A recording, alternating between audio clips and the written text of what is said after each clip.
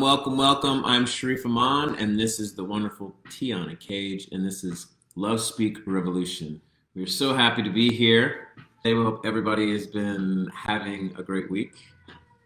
This is quite a month that we have here. It is. It is Women's History Month. Wow. One of my favorite months of the year. Nice. Although, I have an issue with things that tend to be Black History Month, and I was like, why does it have to be a month? Like, why can't it be like an ongoing everyday thing? Like, just you know what I'm saying? Well, is it though? It should be. It should be like everything. Like Valentine's Day once a year. Like I have issues with those things, but I think that women should be celebrated every single day, and I think that we should have women's history every single day, consistently learning, consistently pushed out from. Consistently like that. I just feel that way. I feel like it should always be. I feel like we should be living in like a world of plethora of information about cultures and people and just everything. Not well. This month we're gonna concentrate. So we are going to be talking about women today. Women who have made an impact on our lives. Yes. Because it is Women's History Month, and I agree with you that women should be included all year long, and I think maybe that's part of the focus of the month. I think is to try to create more awareness so that it will just like resonate and like ripple throughout the rest of the year, whether that happens or not. I think that's the same thing with Black History Month. In honor of Women's History Month, yes, we believe in honoring and celebrating women all throughout the year. And because it's Women's History Month, we're just going to do that in an even more focused way tonight. That was our thing. So, Sharif. Yes. Who is someone who has a woman who has made a positive impact in your life? I have to say, Miss Pamela Potts. She is the reason why I'm in the music industry. I don't even know how to put it into words, but she found me at a very critical time in my life. I was broken and confused, lost. It was very toxic, and I was just broken, and I was just like a shell. And here, this woman is just seeing my potential, and the reason why she impacted my life, it's not because she was nice to me and supportive. She was amazing to me. She was nice and supportive, but it was the fact that she was like a mother and a mentor to me, because she pushed me. She saw me thriving in this music. She came up to me, and I would stay after, because I just really didn't have anywhere to go. So I would stay after and work on my guitar. And finally, she asked me. She was just like, she never interrupted me. She honored that. She could have stayed and said, I was listening to you. She didn't do that. She heard and said, I would like to hear your music. And when I built up the courage, because she stayed on me, I remember the first time I played a song for her, it was Girl in My Dreams, and I felt like I was gonna spontaneously combust. I was so sick and scared, you thought I was standing before the world or something like that. But I ended up singing, and that turned into, now I want you to sing before the class. And I was like, are you kidding me? Sang before the class, and then it was like, I want you to sing in between our choir shows. And so she's like building and pouring, and then she had me auditioning for all these choir challenges, and I was winning and going, and I did some very prestigious things, and she just believed in me unconditionally, and worked me very hard. And that was kind of like the first time in my life that anything like that had happened to me.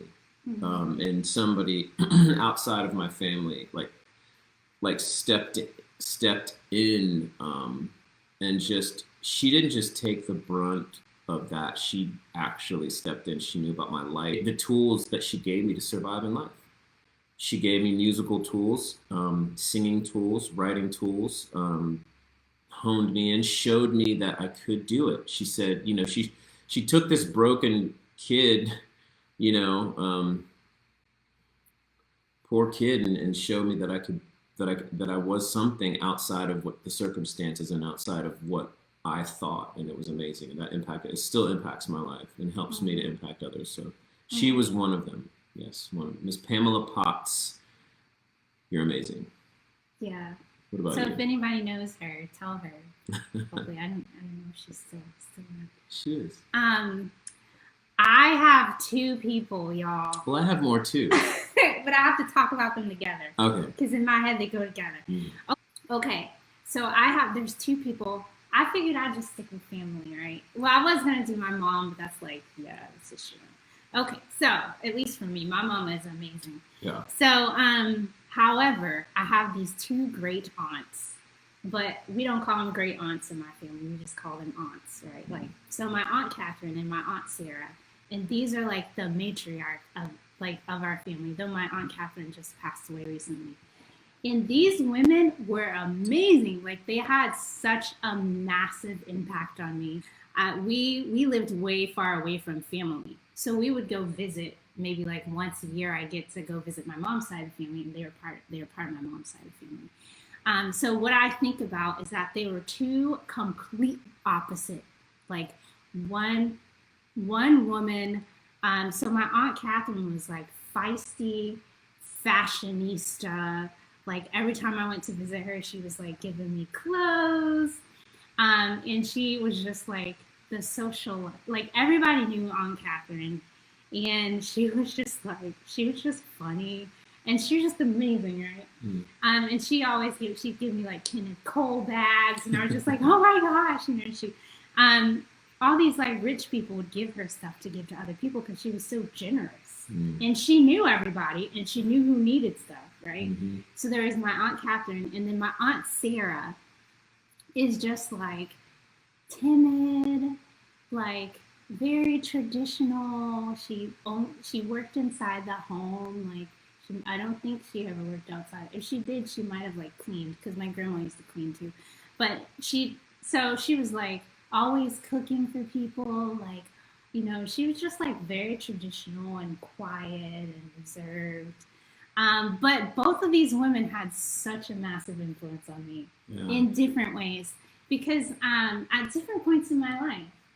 My Aunt Catherine, I think it was more so when I was growing up, she like taught me to believe in myself. Like, I don't know, there's something about her that was just so fun. Like, I don't know, just authentic. Like, she was very unique, and she wasn't afraid to be herself, you know, and I just loved that. And then my Aunt Sarah, I think what I learned from her was like, she was just always open, and she was just like always approachable, and just her too, but in a different way. Like, I always felt comfortable. And so I think that was something where I was like, I want to be that way. And I think both of them just showed me how you could love and what it looked like to love well from two different angles. So they're reciprocal. And my Aunt Catherine she made the best macaroni and cheese in the world. Wow. And y'all can dispute me on that, but I'm sorry, you're wrong. Because this is the best macaroni and cheese I have ever tasted. And she taught me how. But mine still, I don't know what she did, but she put her foot in it. Like, that was some good macaroni and cheese. Maybe it's because she's from Alabama and she's like a southern lady, southern girl. Best macaroni and cheese ever. I just think that there's so much beauty in just the authenticity, and I think there are some ways that women love that men just can't. And so I'm just so grateful. There's also ways that men love that women can't. I didn't say anything. You didn't have to say anything if you saw his face. Oh my God. That's what I'm saying though. I'm so grateful for the women in my family who just taught me to they were like, in their southern way, honey child, just be you. Yeah. And we accept you as you are, and we don't just accept you, like, we think who you are is amazing. And they sincerely made me feel that way. Yeah, that's amazing. I have, you know, in thinking all along the way of my journey, there's just been multiple people that have impacted my life. But another one that's close to me is Miss Tasha Lyle.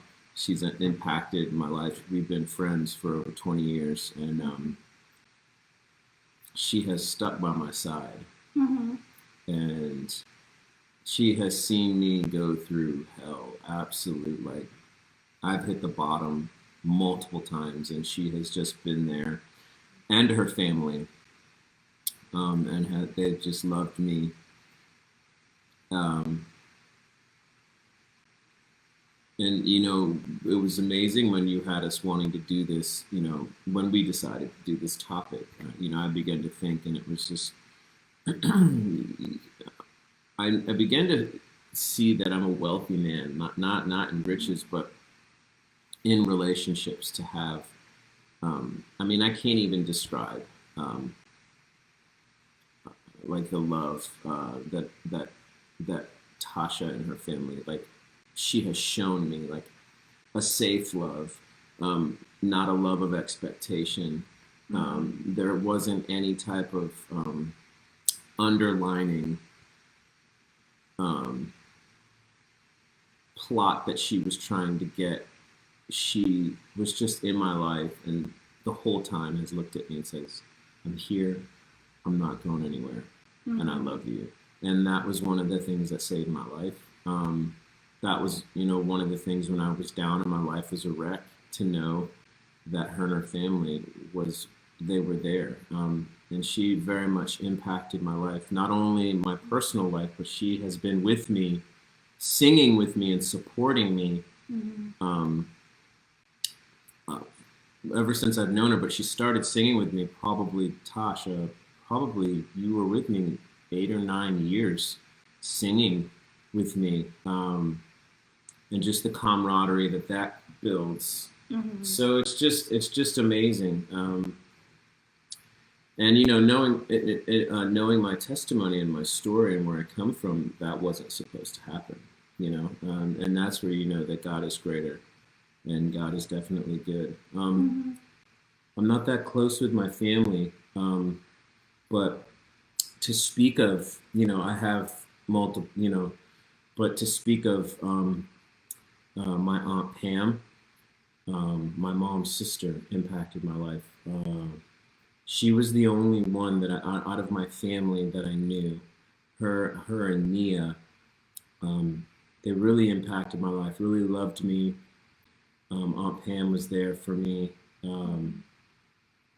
when I came and talked. Came out about just all the destruction that I went through, and some, she's walked me through, and she's just been a real powerhouse, a real strong Black woman in my life. And like you said, your mother, my mom, that's kind of a shoe in, and we've had to work on that relationship, but she's always been there, no matter what, no matter how bad it was, no matter, she never, she was always there and fought through. So I have some amazing women in my life, powerful, amazing, godly women in my life.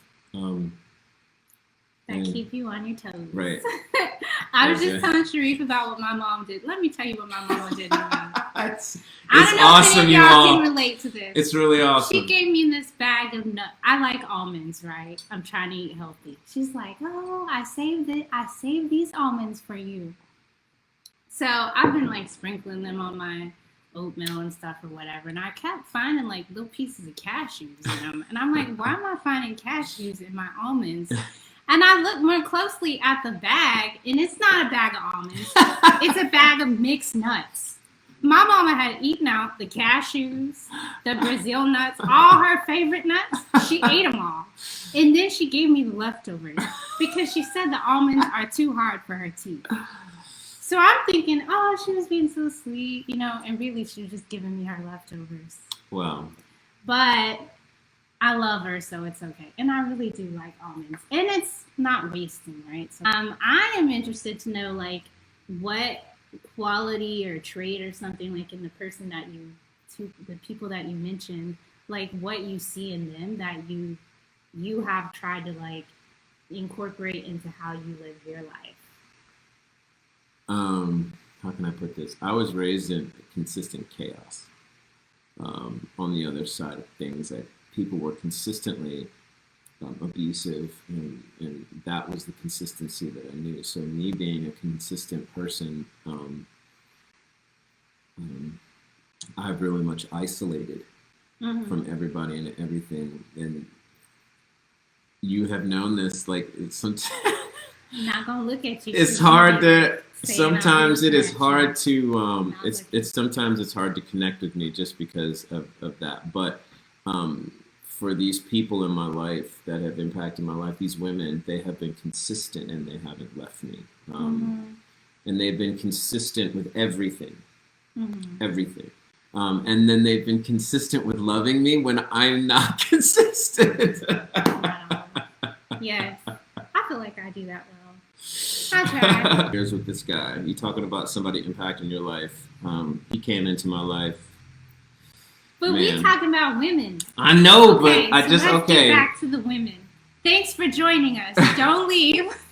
You see, dude. You see that she cut me off because this is a time for women. Yes, you are consistent. Yes, but yes, consistency. What about you? Yeah, I think. So I already kind of said like the authenticity. I think the thing when I think about both of my aunts that I had mentioned, and I didn't even mention like I grew up in this like all Black Baptist church, and the women I was part of the like hospitality committee, so we would cook for like all the funerals, all the anniversaries, and it was a Black Baptist church, so we had an anniversary like every 3 weeks, you know, like so all these anniversaries and like all these things going on, and everything happened in the kitchen. Like, and I was like the only person in the kitchen, like under like 30 probably. But so what I take out of that is like the importance of community. I think that is what I learned, like nurturing and creating spaces for people to just be loved is something that I really value. And I think the women in my life are just naturally like, they didn't have to have a lot. But whatever they had, they would share it with you. And you know, I think that's maybe how people used to survive. Maybe because my family didn't have a lot of money. And they're coming up, like they have migrated up from Alabama. I think that was just like that Southern way, and that just belief, like we are family, whether we're blood or not. Whatever you need. If you need something, and I might not have a lot, but I can give you a little, then I will. Yeah. And so that is something that I try to live into now. I think it's really important, especially because like so many people are separated away from their family. Right. Yeah. And like it's just people. It's so easy to get isolated, even especially right now. Like when a lot of there's depending on where you live, there's a lot of like just. Stuff's closed, or it's hard to do community. Yeah. So I think it's so important though to be always like just open and looking for people and creating those spaces. Like that's how I want my house to be. Yeah.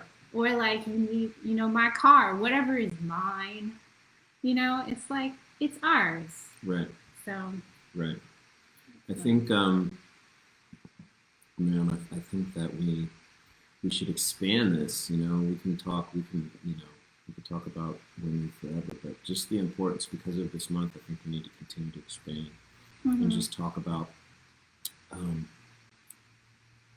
how far women have come. And then, I was thinking about this on the way over here. I was just thinking about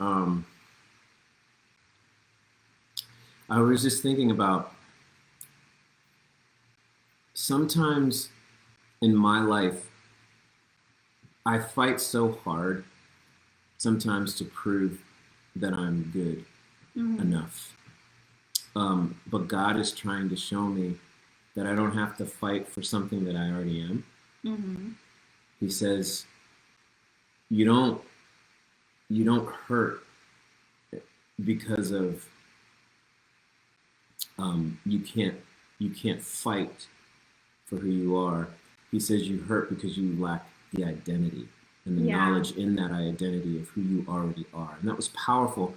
And I began to think about that for women because they fight so hard. And I'm not saying that fighting for rights and everything, I'm not saying that that's not good. What I'm saying is it seems like my heart and goal for women is that they already know who they are as a design and as just as a creation, that they already are.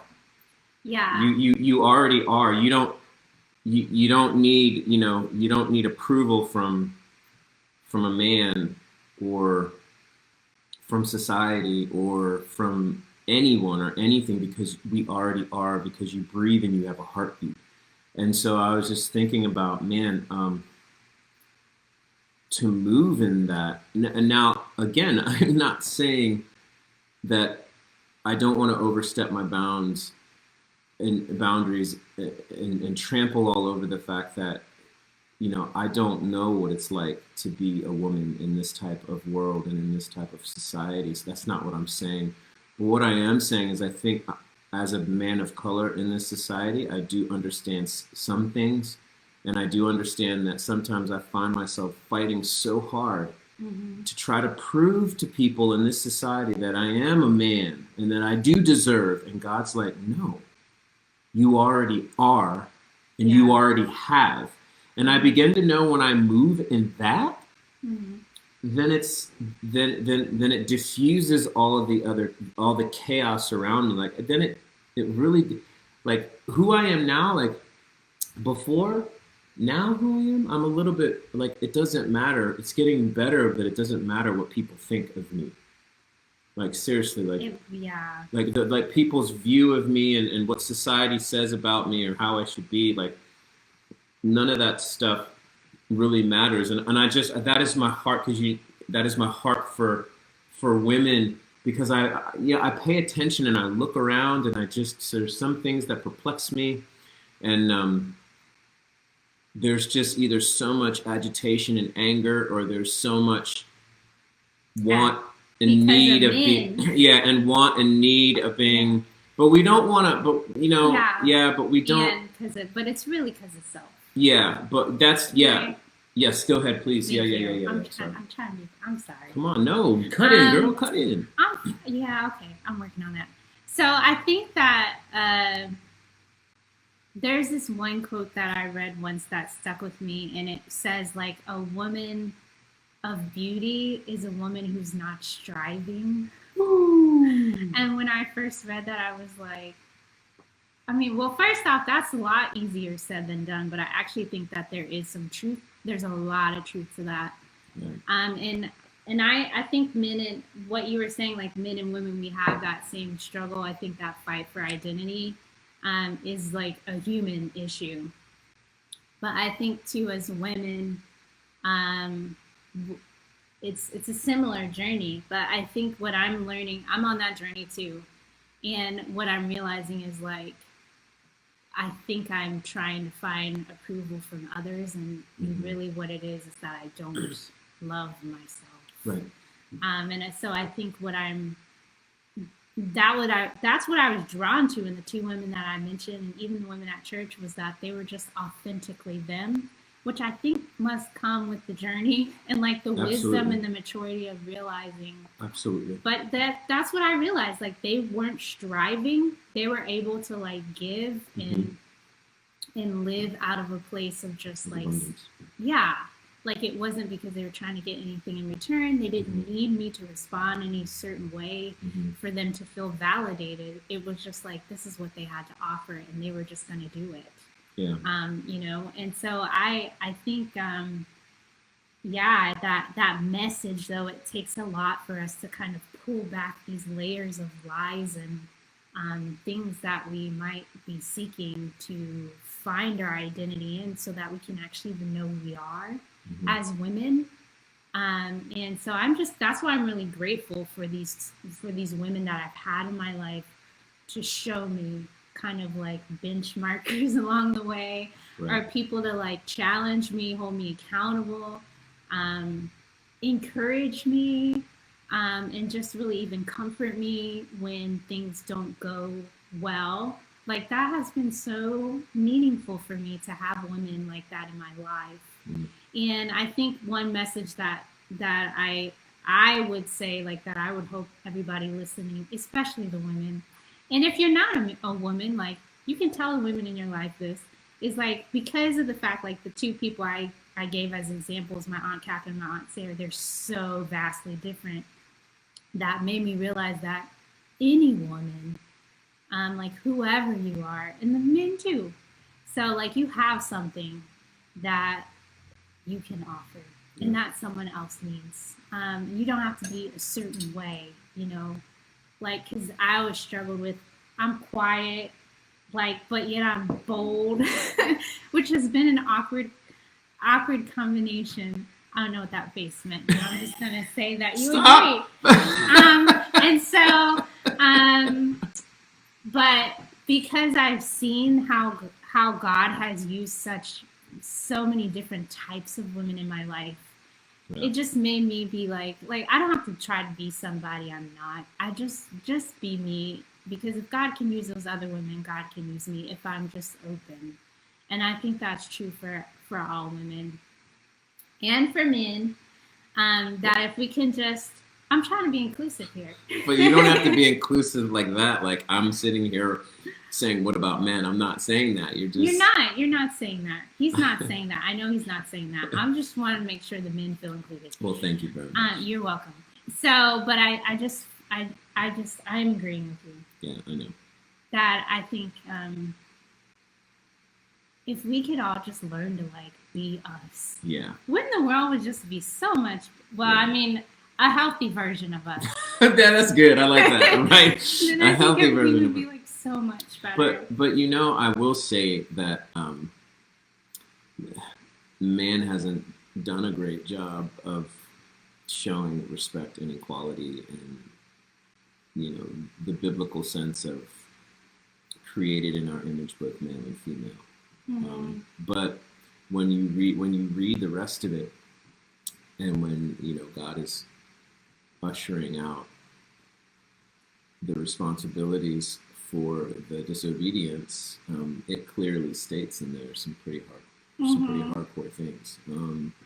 I'm scared where this discussion's going to go. And no, it's not going to go deep. But all in all, it's man. Mm-hmm. It just wrecked the whole balance of how we were supposed to interact with each other. It was an equally powerful situation, and both male and female misused that power, and there was a price to pay for it. And then just to kind of look at the history of the world for just human beings, you know, but for women, mm-hmm. It's just been, man, just so, you know, yes. Well, we are going to carry this over to next week. We're going to continue. Let's just continue this the whole month. With various topics related to women. Yes. So y'all join us. We're going to be here on Wednesdays at 5:30 Pacific time, which is 7:30 Central time. Yeah. And if you're out east, 8:30 your time, you are welcome to. Yeah. We call this Love Speak Revolution. We are just here to make sure that people understand that. What did you always say? Love wins. That's his thing. Yeah. Love wins, everybody. Have an amazing rest of your night. Yeah. You should also check out Sharif's recent interview with the Black Male Archives, which was really amazing. It was good. It was good. But otherwise, I guess we will see you next week. Yeah, and check out On My Way on Spotify. Yes. The record is out. February 26th it came out. It is there. Getting some great stuff happening. And also, but most importantly, you matter. You're beautiful. Yeah. And we'll see you next Wednesday.